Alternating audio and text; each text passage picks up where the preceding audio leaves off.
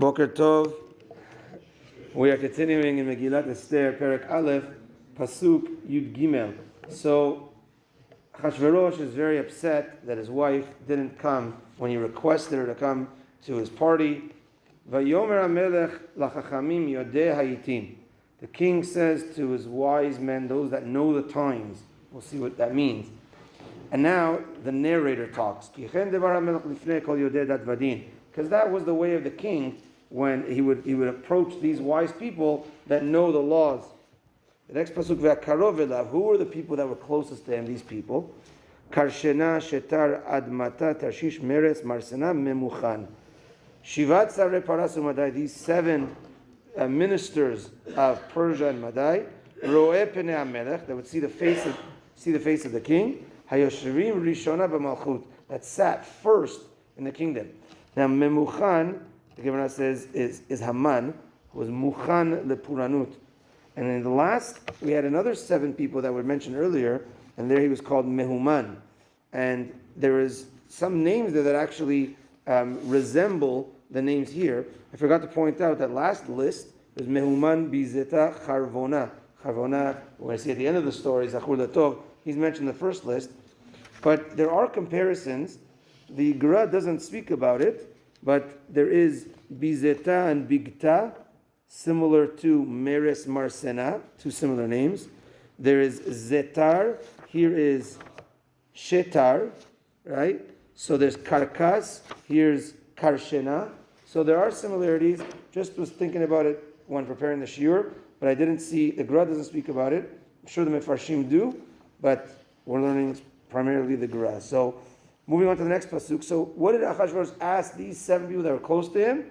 Kedat malasot, the law, what to do. B'malka Vashti, here point out he calls his wife first the queen and then Vashti, Malka Vashti.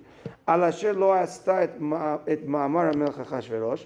She did not do ma'amar, the speech of the king Achashverosh. We'll see what that means. Beyad HaSarisim, in the hands of the advisors.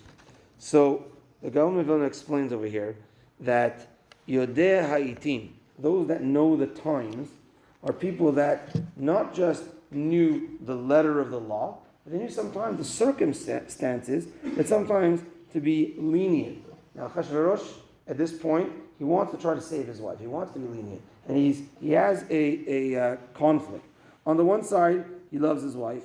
On the one side, she is the one that really, and he admits this in his own self, says the Gra, she's the one that comes from royalty. And she's a very, very beautiful lady. And the Gemara brings down, Masechet Megillah, there's 4 beautiful ladies in the world. Sarah, Rachav, Avigail, and Esther. 4 most beautiful ladies in the world. And one opinion says, not Esther, take out Esther, put Vashti. That's what the Gemara says. So according to one opinion, she was, if she was not 4th, she's in 5th place in the whole world, right? So she's very beautiful. So on the one side, he wanted to keep her. On the other side, he was embarrassed that she didn't come to him. And this could cause an uprising if he's lenient. People are going to say, oh, this king's lenient, let's do whatever we want. So therefore he needed to discuss this with his advisors. And we're going to see, not today, but in short, that the advisors gave Memuchan. He says, you know what? You want a beautiful lady? We're going to do a pageant for you. Right? So kill her, and that's going to show that you're a strong king. And don't worry, you're going to get a beautiful lady. We're going to get a beauty pageant. So that kind of helped him get over, right, what he was going through. So, but at this point, he wants to try saving her. And the pasuk says, Kichen devar hamelech. That was the way of the king. What was the way of the king? That anything that had to do with him personally, he was not allowed to judge on. Somebody else had to give the judgment. Kol yod'eh dat vadin. All those that knew the law, dat is the law, and din is the judgment. So there's those that know the law, but then there's those that, I know the law, but how do I rule? I've taken all the factors of the story and rule and give a judgment. So that's kind of 2 parts to a judgment. Now, Roe penei hamelech, those people that see the king, those are the ones that sit close to him, the ones that sit Hayoshim Rishona b'malchut. Kedat mala'asot b'malka Vashti. Now Achashverosh is putting his wife first as a queen. He's again trying to tell these people, I want to know what to do with the queen Vashti. I want to try saving her. So he gives her kavod by saying Malka first. And also, what does it say? Asher lo astat ma'amar hamelech. She didn't do the speech of the king, meaning she didn't listen to him. He could have said, she didn't listen to my tzivui, to my command. She didn't listen to my command. So no, he says, she doesn't listen to my speech. She doesn't listen to what I said. He says it in a very light way because he wants to try saving her, but he has this debate in himself because at the same time they're going to uprise against him. So we're going to see next time where Memuchan, Haman, he gives this bad advice. I need to kill the queen, right? So the Gaon of Vilna just quickly says that, again, Vashti is the goof, is the body. And Hashem, when the body comes, the king speaks to Yodei Ha'itim, those that know the times. I mean, he speaks to the Malachim to, now this body, this person came, let's do a cheshbon of his days.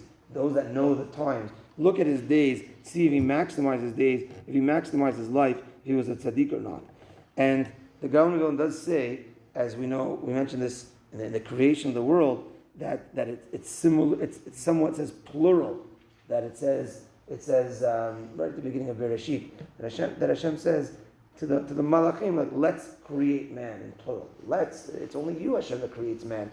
But Hashem is anava, humility, and he gets the advice. So to over here, Hashem could be the judge, could be the witness. He doesn't need other Malachim, right? But it's the part of Hashem's anava to mishtatef others, to teach us, to include others in judgment. And he says something that's amazing at the end. The king over here, Hamelech, without mentioning Achashverosh, is talking about HaKadosh Baruch Hu. And therefore, he says, when the Melech brings in this goof, right? It says that at the end of the day, he has Rahmanut on the person. Hashem wants to have Rahmanut on us. And here it says, Hamelech Achashverosh. Now, Hamelech Achashverosh is the Yetzer Hara. The government says something amazing. B'shat mita, at the time of death, even the Yetzer Hara, who was a creation of Hashem, wants us to do teshuvah. And right at the last moment, he says, okay, at the end of the day, I'm God's creation. Come on, do God's will.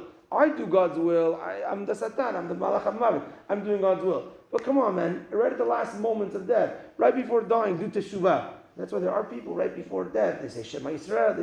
They do something. Because at that last moment, even the Yetzer Hara says, so that's why Melech Achashverosh has Rahmanut on Vashti. That's the government says. It's like the Yetzer Hara has having Rahmanut on the body. Okay, even at the last minute, I've been trying to trick you all my life. But really, again, those tricks is to get you to a higher level if you pass those tests. But now it's the last moment, you're about to die. Come on, do teshuvah.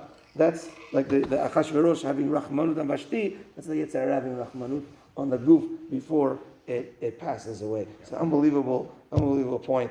Bezrat Hashem, and we all live lives of teshuvah, not wait till the last moment, right? Live lives of teshuvah. We'll continue this amazing story. Baruch Adonai le'olam, amen. Rabbi Chananya, ben HaKashem, Meretzah Kadosh Baruch Hu lezakot et Yisrael leficha chibra adam kamo sheneimar.